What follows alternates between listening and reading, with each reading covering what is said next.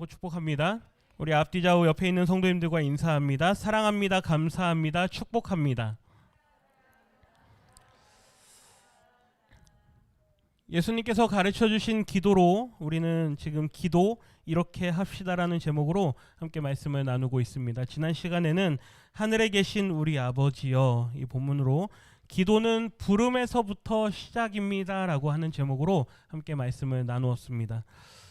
여호와 하나님의 이름을 불렀다라고 특별히 아브라함의 인생에서 그의 인생의 중요한 순간순간마다 그가 하나님의 이름을 불렀음을 특별히 기록하고 있는 말씀들을 함께 살펴보았습니다. 올 한 해 무슨 일을 만나든지 아브라함과 같이 우리의 기도를 들으시는 하나님의 이름을 많이 부르시는 이 한 해가 되시기를 다시 한번 주님의 이름으로 축원합니다. 오늘은 기도 이렇게 합시다 두 번째 시간입니다. 두 번째 본문은 예수님의 기도의 본문 단락으로서 올라가는 기도 3가지 그리고 내려오는 기도 3가지, 그 중에서 특별히 오늘은 올라가는 기도 3가지의 내용을 함께 살펴보도록 하겠습니다. 이것은 우선순위라고 말씀드렸습니다.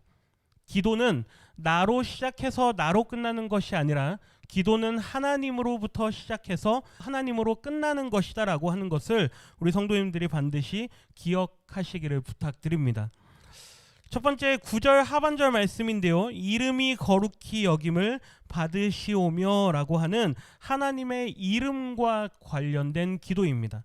저를 한번 따라해 주시겠습니까? 하나님의 이름이 거룩히 여김을 받기 원합니다. 하나님의 이름이 거룩히 여김을 받기 원합니다. 이 말은 하나님의 이름이 거룩하시다라고 알려지고 또 그것이 인정되어지고 존중되어지기를 간구하는 기도입니다. 성경은 하나님의 이름과 관련하여서 언제나 거룩이라고 하는 말을 붙입니다. 십계명에서는 여호와의 이름을 망령되게 일컫지 말라라고 말씀하죠. 하나님은 당신의 백성들에게 이름을 가르쳐 주시면서 하나님의 그 거룩한 이름이 망령되게 불려지지 않도록 주의하라라고 말씀하십니다. 그래서 유대인들은 하나님의 이름을 함부로 입에 올리지 못합니다. 심지어 발음도 하지 못합니다. 우리는 여호와 혹은 야훼 혹은 야훼라고 발음을 하면서 읽지만 사실은 앞에 화면에 넘겨주십시오. 넘겨주세요. 네, 앞에 화면에 보이는 것처럼 여호와라고 하는 것은 그저 자음으로만 이루어져 있습니다. 심지어 모음도 없습니다. 그래서 하나님의 이름이 여호와다라고 알려주셨지만 여호와인지 야훼인지 야훼인지 사람들은 누구도 그 발음을 정확하게 알지 못합니다. 유대인들은 성경을 기록할 때 하나님이라고 하는 이 여호와라고 하는 이름이 나오면 언제나 가서 목욕을 깨끗이 하고 자신을 정결케 한 후에 다시 와서 성경을 이어서 기록을 했습니다. 그럴 정도로 하나님의 이름에 대해서는 함부로 대하지 않았다라고 하는 것이죠. 하나님의 이름은 거룩한 이름입니다. 이 거룩이라고 번역된 히브리어 동사가 카다시라고 하는 동사인데요. 이 단어의 뜻은 거룩하게 구별하다라는 뜻입니다. 서로 한쪽으로 따로 떼어놓다라는 의미이죠. 그러니까 우리가 하루에도 얼마나 많은 이름을 부릅니까? 그런데 다른 사람들의 이름을 부를 때와 하나님의 이름을 부를 때는 우리가 구별하여서 부를 수 있어야 된다라고 하는 것입니다. 하나님의 이름을 부를 때 마치 친구의 이름을 부르듯이 그냥 가볍게 그냥 서로 반말하듯이 그렇게 부르지 말라라고 하는 것이죠. 하나님의 이름은 거룩하니 그 이름을 속되게 하지 말라라고 레위기에서는 말씀을 합니다. 우리 레위기 22장 말씀을 한 군데 같이 한번 읽어보겠습니다. 너희는 내 성호를 속되게 하지 말라. 나는 이스라엘 자손 중에서 거룩하게 함을 받을 것이니라. 나는 너희를 거룩하게 하는 여호와요. 아멘. 여기서 속되다라고 번역된 단어가 할랄이라고 하는 히브리 단어인데요. 이 단어의 뜻은 더럽게 하다라는 뜻입니다. 그러니까 하나님의 이름을 더럽게 하지 말라란 얘기죠. 하나님의 이름을 더럽게 할 때 세속적으로 하나님의 이름이 사용되어질 때 하나님께서는 그것을 매우 불편해 하신다라고 하는 것입니다. 시편에서는 그렇기 때문에 하나님의 이름을 향해 관련다해서 이렇게 선포하는데요. 시편 9절 말씀입니다. 내 영혼아 여호와를 송축하라. 내 속에 있는 것들아 다 그의 거룩한 이름을 송축하라. 하나님의 거룩하신 이름을 찬양하며 부를 것이지 그 이름을 속되게 부르지 말라라고 하는 것이죠. 135편에서도 동일하게 이렇게 기록합니다. 할렐루야, 여호와의 이름을 찬송하라. 여호와의 종들아 찬송하라. 하나님의 거룩하신 이름을 찬양하라라고 이야기를 하는 것입니다. 그런데 이스라엘 백성들이 어떻습니까? 하나님의 말씀에 불순종하고 우상 숭배하면서 그분의 그 거룩하신 이름을 더럽히고 맙니다. 하나님의 이름을 액세서리 정도로 취급해버리고 마는 것이죠. 그래서 결국 하나님의 징계를 받는 그 이스라엘을 향해서 에스겔 선지자를 통해서 이렇게 말씀하시는데요. 우리 에스겔 39장 7절 말씀 같이 한번 읽어봅니다. 내가 내 거룩한 이름을 내 백성 이스라엘 가운데에 알게 하여 다시는 내 거룩한 이름을 더럽히지 아니하게 하리니 내가 여호와 곧 이스라엘의 거룩한 자인 줄을 민족들이 알리라 하라. 아멘. 다시는 내 거룩한 이름을 더럽히지 않게 하겠다. 하나님께서 얼마나 그의 이름이 망령되이 일컬어지고 함부로 불려지고 세상 사람들의 입에 조롱거리처럼 되어지는 것이 얼마나 하나님께서 견뎌하기 힘들어 하시는 일인가. 성경에는 하나님의 이름들이 다양하게 소개됩니다. 그런데 그냥 등장하지 않습니다. 언제나 여러 중요한 사건들과 함께 등장을 하죠. 제가 주보의 안쪽에 보시면 여호와 하나님의 거룩하신 이름들에 대해서 다 담아 드렸습니다. 같이 한번 보겠습니다. 엘로힘이라고 하는 창세기 1장에 태초에 하나님이 천지를 창조하시니라. 이 말씀에 나오는 하나님은 창조주 하나님, 근엄하시고 장엄하신 복수 형태의 하나님의 이름입니다.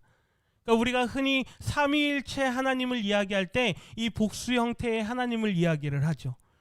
두 번째, 엘샤다이의 하나님은 전능하신 하나님입니다. 아브라함이 99세 됐을 때 나타나셔서 나는 엘샤다이의 하나님, 전능한 하나님이다. 그리고 그에게 100세가 되어서 아들을 주셨을 때 아들을 바치라라고 말씀하시면서 여호와 하나님께서 그가 아들 이삭을 잡아 죽이려고 하는 그 순간 하나님께서 그를 멈춰 세우십니다. 그리고 여호와께서 준비하신다라는 이름의 여호와 이레라고 하는 그 이름이 아브라함의 입을 통해서 나오게 되죠. 여기 이 이레라고 할 때 이 이레는 히브리어로 라입니다. 라라고 하는 뜻은 보다란 뜻입니다. 하나님께서 준비하시는데 모든 것을 준비하시되 그냥 준비하는 게 아니란 얘기죠. 먼저 우리의 믿음을 보신다란 얘기입니다. 하나님께서 우리의 믿음을 보시고 하나님께서 이후에 되어질 모든 것들을 다 준비하신다는 얘기죠. 그렇기 때문에 여호와의 산에서 준비되리라라는 번역이 될 수 있는 것입니다. 여호와 라파의 하나님은 어떤 하나님이십니까? 우리를 치료하시는 하나님. 여호와 니시의 하나님은 어떤 하나님이십니까? 우리에게 승리를 주시는 깃발의 하나님입니다. 여호와 로이는 우리가 잘 알고 있는 고백이죠. 여호와는 나의 목자시니.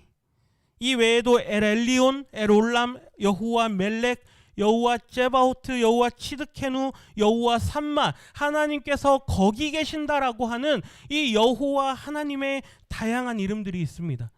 이러한 하나님의 이름들이 그냥 마구잡이식으로 불려지는 게 아니라 혹은 믿는 사람이라고 하는 하나의 액세서리 정도로, 신분증 정도로 그저 입으로는 하나님 이야기하지만 실제 삶에는 하나님과 거리가 먼 모습으로 그렇게 불려지는 것을 원하지 않으신다는 얘기죠. 주보에 일부러 담아드린 이유는 요거를 찢어서 따로 가지고 다니시던 핸드폰으로 찍어서 다니시든 순간순간 이 하나님의 이름을 고백하면서 하나님의 이름을 의지하시면서 그 하나님을 이름을 더욱더 불러가시면서 이 한 해를 보내시기를 원하는 마음으로 주보에 담아드렸습니다. 그냥 버리지 마시고 이 하나님의 이름들을 많이 묵상하십시오. 그리고 내 삶에 이 여호와 하나님, 나의 왕 되신 하나님, 나의 능력 되신 하나님, 전능하신 하나님, 그 하나님을 의지하시면서 첫 번째 우리에게 가르쳐 주신 아버지의 이름이 거룩히 여김을 받기를 원합니다. 이 기도로 이 한 해를 살아내시기를 주님의 이름으로 부탁드립니다. 두 번째는 나라가 임하시오며입니다. 이 기도는 하나님의 나라가 우리 가운데 임하기를 간구하는 기도입니다. 우리가 일반적으로 천국이라고 하면, 하나님의 나라라고 하면 어떻게 생각하십니까? 일반적으로는 죽어서 가는 나라, 우리는 그렇게 많이 생각을 합니다. 천국 간다라고 하는 말 속에는 믿는 자가 죽었다라고 하는 것을 어느 정도 내포하고 있는 뜻입니다. 그런데 거기에 우리의 신앙적인 소망을 담으면 생전에 예수를 구주로 고백하고 믿었으니 이제 죽은 후에는 죽음의 세력으로부터 우리가 건짐을 받고 이제는 죄와 죽음과 질병으로부터 이제는 자유케 되었다라고 하는 그 고백을 함께 하게 되는 것이죠. 그것이 하나님 나라에 들어간다, 우리가 천국에 간다라고 하는 그림으로 일반적으로 그려지는 것입니다. 그런데 여기에 한 가지 더 생각을 해야 할 것이 있습니다. 단순히 우리가 하나님 나라에 들어간다, 천국이라고 하는 것은 정말로 죽어야만 가는 곳이냐라고 하는 것이죠. 천국은 죽어야만 가는 곳일까요? 반은 맞고 반은 틀립니다. 만일 하나님의 나라를, 천국을 우리가 죽음 이후의 세계로만 생각을 한다면 나라가 임하시오며 라고 우리가 기도할 때 우리의 기도는 이렇게 되는 것이죠. 하나님, 저는 지금 죽기를 원합니다. 하나님, 저는 지금 죽어서 천국 가기를 원합니다. 매일매일 이렇게 기도하는 겁니다. 물론 당장 내가 죽더라도 하나님 나라에 가기를 원합니다라는 고백으로 하시면 뭐라고 할 게 없겠죠. 그런데 지금 당장 죽지 않고 이 땅에서 살아가는 동안에도 우리는 하나님의 나라를 경험할 수 있다라고 하는 것입니다. 하나님의 나라는 내세적이면서 동시에 현세적이기도 하기 때문인 것이죠. 죽음 이후에 영원한 하나님의 나라도 있지만 이 땅에 살아가면서 우리가 경험하는 하나님의 나라도 있다라고 하는 것입니다. 우리 대한민국에 한동안 유행했던 말이 뭐였습니까? 헬, 조선. 그렇죠? 이 땅에서의 살아가는 삶이 얼마나 힘들면 지옥이라고 하는 단어를 써가면서 이 땅에서의 삶을 표현했겠습니까? 그런데 우리에게 있어서는 그러한 말이 너무나도 충격적인 말일 수밖에 없습니다. 심지어 믿는 사람들의 입에서도 그런 고백들이 나온다라고 하는 것은 우리가 다시 한번 우리의 신앙을 생각해 봐야만 한다라고 하는 것이죠. 왜요? 이 땅에서의 살아가면서도 우리는 하나님의 나라를 경험하면서 살아가야 되는데 이 땅에서 사는 것이 지옥이다라고 말할 정도이니 우리가 하나님의 나라를 바라보는 그 믿음이 어느 정도냐라고 하는 것입니다. 우리말 성경에는 번역에는 생략되어 있지만 이 헬라어 성경에 보면 뒤에 수라고 하는 당신의라고 하는 이 단어가 붙어 있습니다. 그러니까 나라가 임하시오며 라고 하는 말은 하나님 당신의 나라가 이 땅에 임하기를 원합니다. 유대인들에게 있어서 하나님의 나라의 개념은 조금 다릅니다. 이 세상의 나라와 같이 어느 한 지역의 영토를 차지하거나 그러한 것이 아니라 시공간을 뛰어넘는 세계 속에 존재하는 하나님의 나라입니다. 그렇기 때문에 하나님의 나라는 영원 가운데 있는 것이죠. 우리는 나라라고 한다면 눈에 보이는 물리적인 나라를 생각합니다. 그런데 하나님의 나라는 시공간을 뛰어넘습니다. 공간만 있는 것이 아니라 시간도 있다라고 하는 것이죠. 어떤 시간 속에 존재할까요? 영원이라고 하는 시간 속에 존재합니다. 하나님의 창조 이전부터 존재하셨던 그 영원하신 하나님의 나라, 그 나라가 우리 가운데 임하기를 원합니다. 그렇기 때문에 하나님의 나라는 신비입니다. 눈에 보이는 것만 있는 것이 아니라 보이지 않는 시간 속에도 존재하는 하나님의 나라. 예수님께서 메시지를 전하실 때 늘 그 핵심에는 하나님의 나라가 있었습니다. 예수님이 오시기 전에 광야에 있었던 세례 요한도 회개하라 천국이 가까이 왔느니라. 그리고 예수님께서 이 땅에 오셔서 첫 번째 하신 설교도 때가 찼고 하나님의 나라가 가까이 왔으니 회개하고 복음을 믿으라라고 하는 말씀이었죠. 제자들을 향하여 가르쳐 주셨던 산상수훈의 말씀에서도 심령이 가난한 자는 복이 있나니 천국이 그들의 것이다. 그리고 팔복의 마지막에서 의를 위하여 박해를 받는 자도 복이 있는데 천국이 그들의 것이다. 예수님의 이 팔복의 가르침은 하나님의 나라로 시작해서 하나님의 나라로 끝나는 것입니다. 베드로에게 주셨던 열쇠도 천국의 열쇠였고, 씨 뿌리는 비유나 겨자씨 비유나 모두가 다 하나님 나라에 관한 말씀이었죠. 우리가 수요일날 복음서 말씀들을 쭉 함께 보면서 지금까지 봐온 내용들이 다 이 내용들입니다. 예수님께서 무엇을 가르치셨는가? 예수님께서 무엇을 전하셨는가? 국가를 형성하는 세 가지 요소를 영토와 국민과 주권이라고 합니다. 이 세 가지가 다 있어야 나라라고 인정이 되는 것이죠. 만일 세상의 기준으로 본다면 하나님 나라에서의 영토는 하나님의 통치가 미쳐지는 영역을 말하는 것입니다. 하나님의 통치가 미쳐지는 영역이 어디입니까? 이 지구상에 있는 것만이 아니라 우주 만물을 창조하신 하나님이시기에 이 우주 공간 모든 것이 다 하나님의 영역인 것이죠. 동시에 앞서도 말씀드렸지만 공간만 있는 것이 아니라 하나님에게는 시간 또한 존재합니다. 과거와 또한 현재와 미래라고 하는 이 시간 속에 하나님의 통치가 임하는 것이 하나님의 나라라고 하는 것이죠. 그래서 우리는 하나님을 일컬어서 부를 때 역사의 주관자가 되신다라고 말씀합니다. 공시대에는, 지금 살아가면서는 우리 눈에 하나님의 역사하심이 보이지 않지만 그 시간을 조금 더 길게 확장해서 보면 역사의 순간순간마다 하나님께서 행하지 않은 일이 없다라고 하는 것이죠.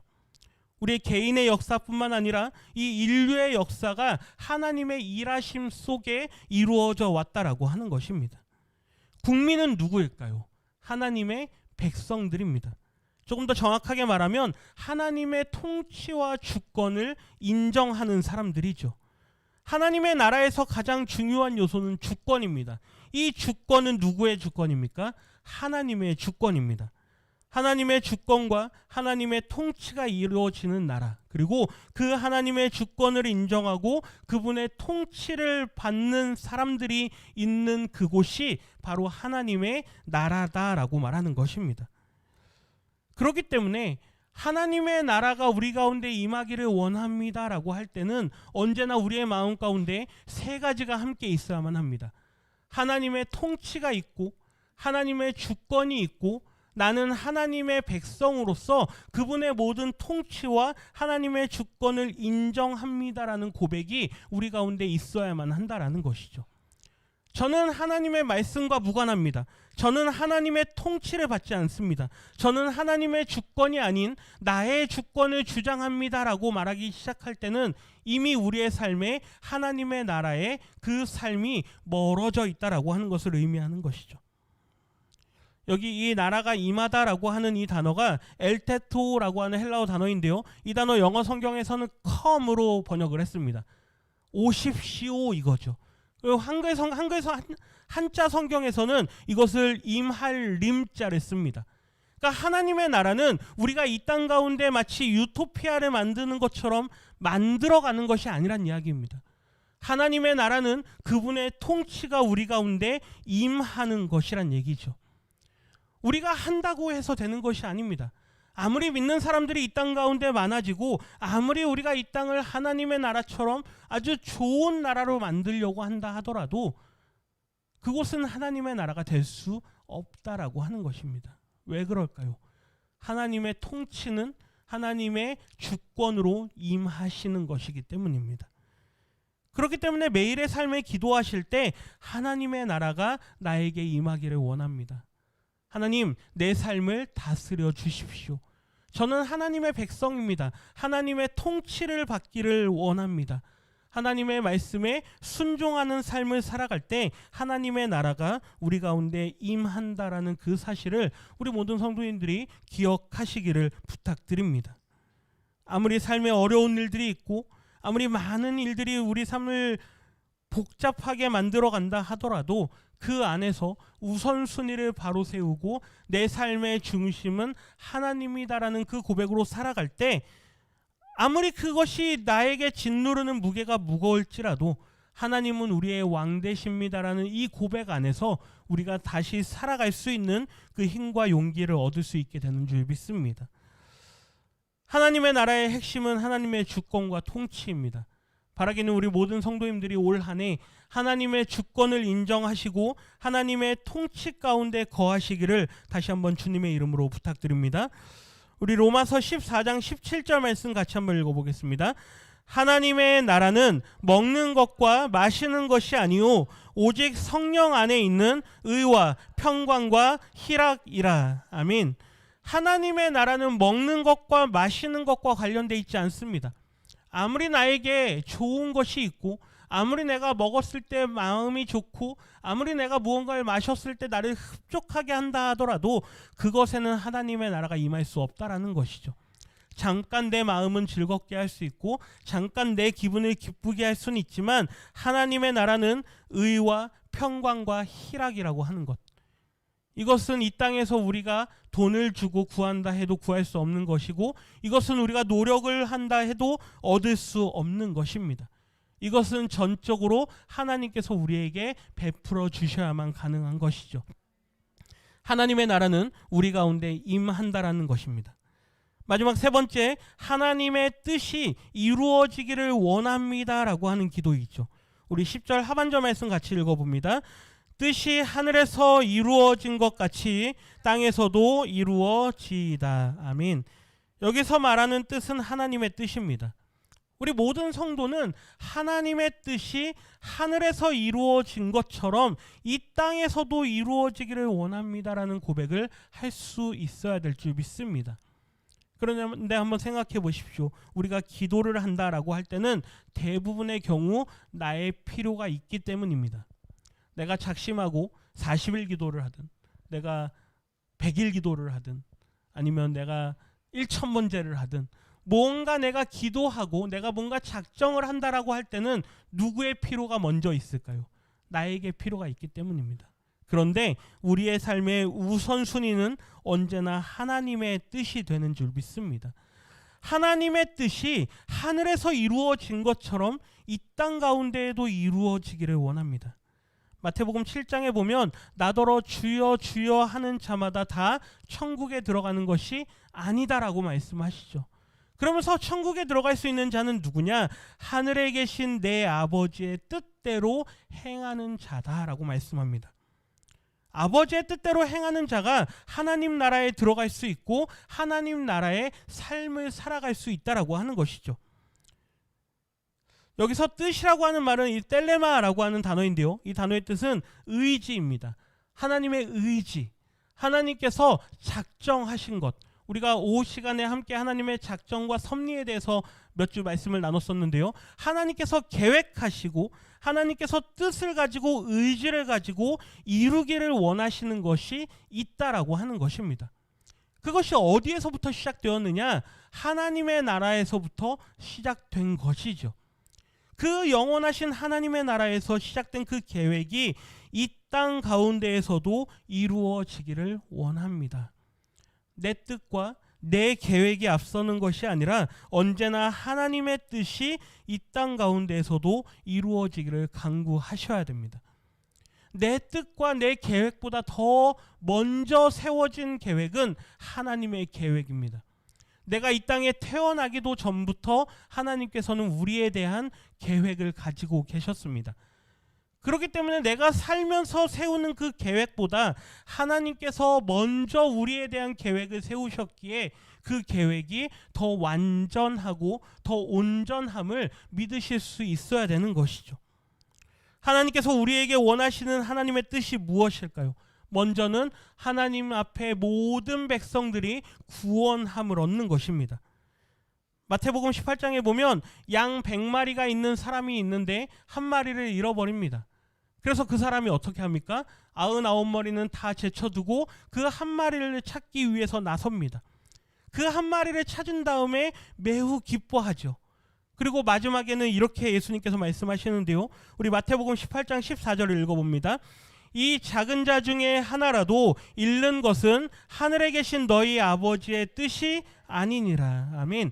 하나님께서 기뻐하시는 것은 뭐냐? 하나님의 뜻은 우리를 구원하시는 것입니다.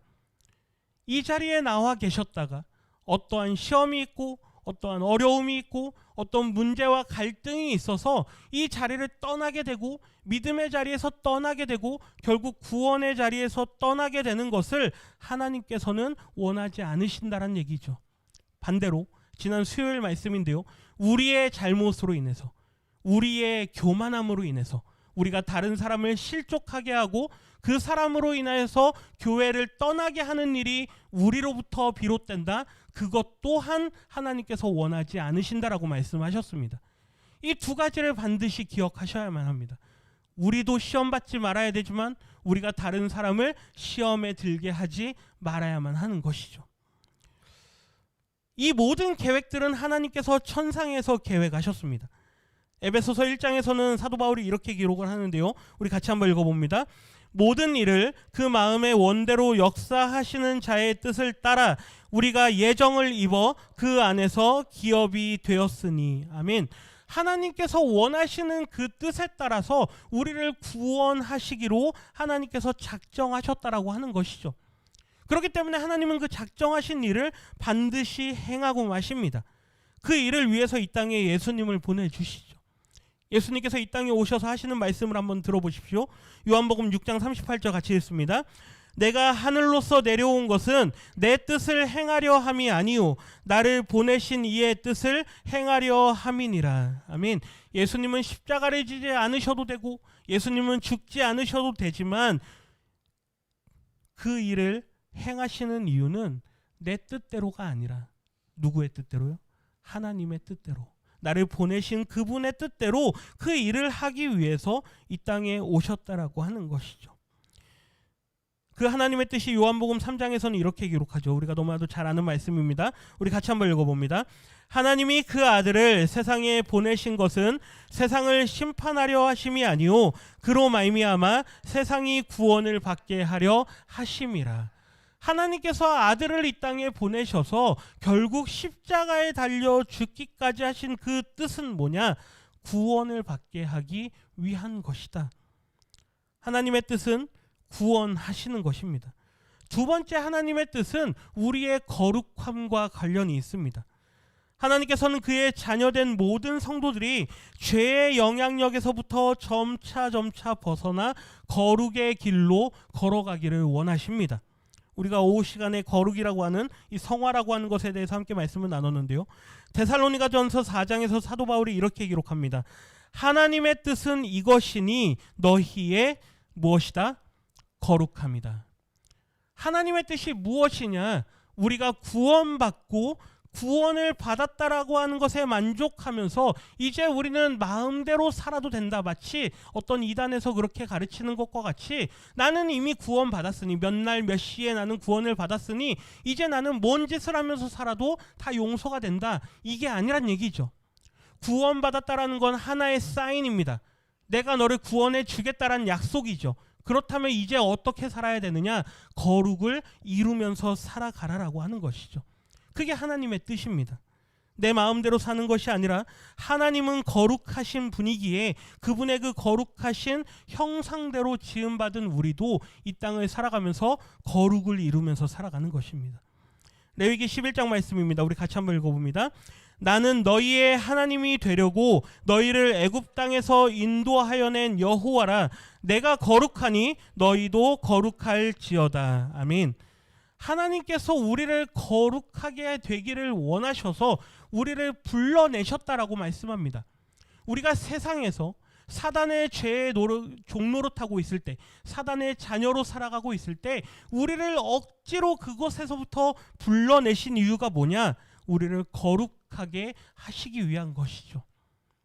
우리 성도님들은 어떻습니까? 여전히 그 죄의 종노릇을 하면서 살아가고 계십니까? 아니면 나를 거룩하게 하기 위해서 불러내시니, 거룩이라는 단어가 잘라내다라는 뜻입니다. 구별하다라는 뜻이죠. 세상으로부터 우리를 잘라내서 이제 우리는 하나님의 자녀답게 하나님의 뜻대로 살아가기를 원하셔서 부르셨다라는 것을 우리는 기억할 수 있어야 될 것입니다. 베드로 사도가 이 말씀을 이렇게 이어서 고백하는데요. 우리 같이 읽어보겠습니다. 오직 너희를 부르신 거룩한 이처럼 너희도 모든 행실에 거룩한 자가 되라. 아멘. 이 레위기 11장의 말씀을 이 베드로 사도는 정확하게 이렇게 받아섰습니다. 너희를 부르신 분이 누구시냐? 너희를 부르신 분은 거룩하신 하나님이시다. 그러기에 너희도 모든 행실에 거룩한 자가 되라.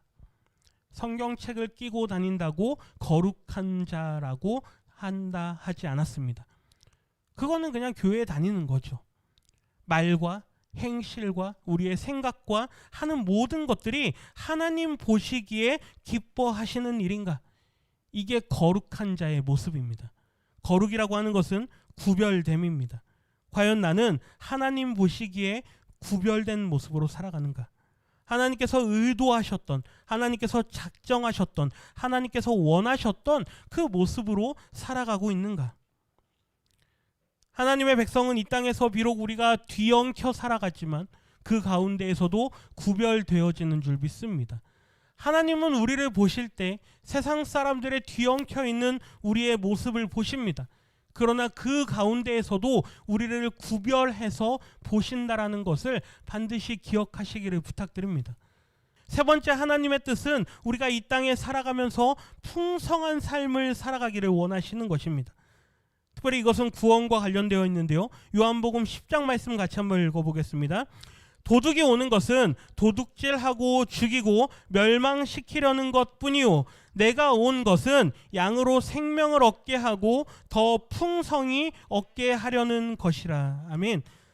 예수님께서 우리에게 오신 이유는 우리를 구원하시고 그냥 겨우겨우 구원의 삶을 살아가는 것이 아니라 그 구원의 삶을 더욱 풍성하게 살아가기 위해서라고 말씀합니다. 신앙생활을 하는 것이, 내 믿음을 지키는 것이 겨우겨우 턱걸이 하듯이 그렇게 하는 것이 아니라 예수님을 믿는 믿음 안에서 우리의 믿음이 더욱더 풍성하여지고 그 생명을 더욱더 풍성하게 얻게 하기 위해서 예수님께서 오셨다라고 하는 것이죠. 하나님께서 우리를 부르실 때 내가 너에게 겨우 요거 구원 하나 주겠다라고 부르지 않으십니다. 이스라엘 백성들이 애굽에서 나올 때 빈손으로 나옵니까? 그들이 갖고 있지 않았던 온갖 귀한 것들을 다 가지고 나옵니다. 그런데 한번 생각해 보십시오. 하나님께서 그것을 가지고 나오게 하신 이유가 뭘까요? 너희들이 종살이하면서 억울하게 받을 것 받지 못한 것, 그거 내가 보상 차원에서 너에게 주는 것이다. 그래서 그들에게 그 귀한 짐승들과 금은 보화들을 가지고 나오게 하셨을까요? 아닙니다. 성경을 읽어보시면 그들이 광야에 나가서 무엇을 합니까? 하나님께 예배를 드립니다. 짐승을 잡아서 제사를 드려야 되고 나중에 성전을 짓고 성막을 지을 때 그 모든 것들이 다 하나님께 예배하는 데 사용됩니다. 그러면서 동시에 그들이 광야에 살아가는 동안 필요한 것들을 그것을 통해서 해결을 합니다. 하나님께서 우리를 구원하시고 그냥 턱걸이 하듯이 구원하게 하시지 않으시고 우리에게 풍성한 삶을 살아갈 수 있도록 허락하십니다. 그것은 영혼의 풍성함뿐만이 아니라 우리의 삶의 물질의 풍성함 또한 포함됩니다. 그런데 중요한 것은 나의 배를 채우기 위해서, 내 욕심만을 위해서 내가 물질을 추구한다면 그것은 하나님께서 우리에게 허락하지 않으실 겁니다. 하나님께서 우리에게 물질을 허락하실 때에는 언제나 하나님의 영광을 위해서, 하나님께서 기뻐하시는 일이 무엇인가 그것을 위해 사용할 수 있도록 우리에게 베푸신다라고 하는 것이죠. 그렇기 때문에 풍성함을 우리에게 허락하시는 것입니다. 나의 욕심만을 위한 것이 아니라 하나님 당신의 영광을 위해서 나의 삶을 풍성하게 채워주시고 또 그것으로 하나님의 영광을 나타나게 해주십시오. 그 하나님의 뜻이, 그 하나님의 작정하신 뜻이 이 땅 가운데에서도 이루어지게 해주십시오. 매일의 삶을 통해서, 매일의 삶에 우리의 수고와 노력을 통해서 또 노동을 통해서 하나님께서 우리에게 재물을 얻게 하실 때 하나님 이것이 나의 욕심만 위해서 사용되지 않기를 원합니다. 나에게 풍성함을 허락하신 하나님의 영광을 위해서 사용될 수 있도록 하나님 내 마음을 주장해 주십시오. 그것이 하나님의 뜻이라면 그것이 이 땅 가운데 나의 삶을 통해서 이루어지게 해 주십시오. 하나님의 나라가 이 땅 가운데 임하고 하나님의 뜻이 이 땅 가운데 이루어지기를 원합니다. 이렇게 고백하는 자들의 삶에 영원이라고 하는 것이 보장되는 것입니다. 빵원이 아니죠. 영원. 하나님의 그 무궁하신 무한하신 속성인 그 영원한 삶이 우리에게 약속되어지는 것입니다. 우리 마지막으로 요한일서 2장 17절 말씀을 읽고 마치겠습니다. 우리 같이 한번 이 말씀을 뜻을 생각하시면서 읽습니다. 이 세상도 그 정욕도 지나가되 오직 하나님의 뜻을 행하는 이는 영원히 거하느니라. 아멘. 이 말씀을 잘 묵상하십시오. 이 세상도, 눈에 보이는 이 나라도, 역사 속에서도 그동안 찬란하게 빛났던 그 모든 제국들도 다 지나갑니다. 인간의 정욕들도, 인간의 욕심들도, 그 모든 탐욕과 그것으로 인해서 벌어졌던 모든 전쟁들도 다 지나갑니다. 그러나 영원하신 하나님의 뜻을 행하는 이는, 영원하신 하나님의 뜻을 행하는 그 사람은 영원히 거한다라고 말씀합니다. 어디에서 거하시겠습니까? 이 땅에서 믿음을 가지고 하나님의 나라를 이루며 살아가시다가 우리를 부르시는 그날에 영원하신 하나님 나라에 우리가 들어가게 된다라고 하는 것, 이것을 기억하시면서 매일의 기도 속에 하나님의 이름이 거룩히 여김을 받으시고 하나님의 나라가 임하시고 하나님의 뜻이 내 삶을 통해서 이 땅 가운데 이루어지게 해 주십시오. 이렇게 고백하실 수 있는 우리 모든 성도님들 되시기를 주님의 이름으로 축원합니다. 기도합니다. 하나님 감사합니다. 하나님의 그 거룩하신 이름, 그 이름이 우리의 삶을 통하여서 더욱더 아름답게 빛나기를 소원합니다. 믿는 사람이라고 하면서, 하나님의 백성이라고 하면서 세상 사람들을 향하여서 세상 사람들에게 손가락질 당하며 저들의 입을 통하여서 하나님의 이름이 더럽혀지는 그러한 우리의 삶의 모습이 아니라 정말로 하나님을 믿는 자이기에 하나님께서 우리와 함께 하시며 우리의 삶의 모습을 세상 사람들이 보며 하나님을 찬양하며 그 하나님을 알게 하는 그러한 일들이 우리 모두의 삶을 통하여 이루어지게 하여 주시옵소서. 하나님의 나라가 우리의 삶에 이루어지게 하시며 하나님의 통치를 받아들이고 그 하나님의 주권을 인정하며 말씀에 순종하는 우리가 되게 하여 주시옵소서. 그러할 때 우리의 삶이 하나님의 나라가 이루어지며 그 하나님의 놀라우신 뜻이 이 땅 가운데에서도 이루어질 줄 믿사오니 하나님, 우리의 남은 영생 또한 하나님께서 우리를 부르시는 그날까지 하나님의 나라를 이루며 살아가는 우리 모두가 되게 하여 주시옵소서. 감사드리며 예수님의 이름으로 기도드립니다. 아멘.